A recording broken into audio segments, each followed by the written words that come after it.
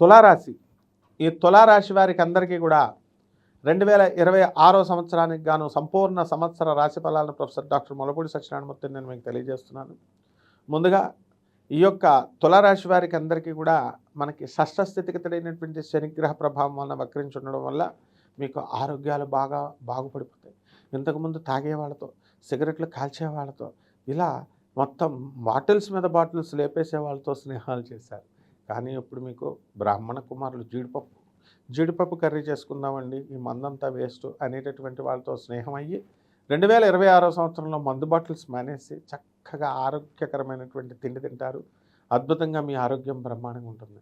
పంచమ స్థితిగతుడైనటువంటి రాహుగ్రహ ప్రభావం వలన మీకు అందరికీ కూడా సంతానంలోకి సంబంధించి వాళ్ళ ద్వారా మీకు కొన్ని సమస్యలు రావడానికి అవకాశాలు ఉంటాయి.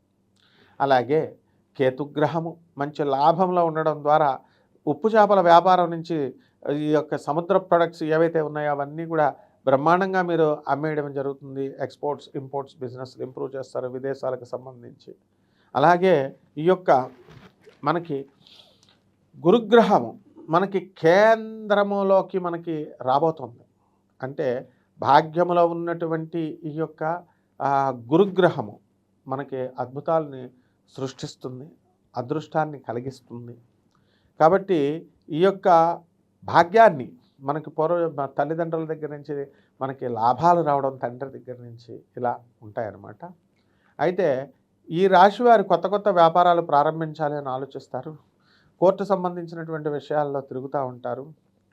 అండ్ మీ పొలం మీదే అయినప్పటికీ కూడా, మీ ఆస్తులు మీకే అయినప్పటికీ కూడా మీరు ఈ యొక్క తిరుగుడు అనేటటువంటిది తప్పదు.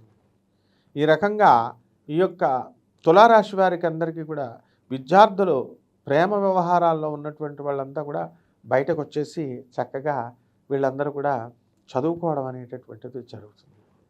కాబట్టి ఈ రాశివారు అన్ని రకాల వ్యాపారాల్లో కూడా రాణించేస్తారు.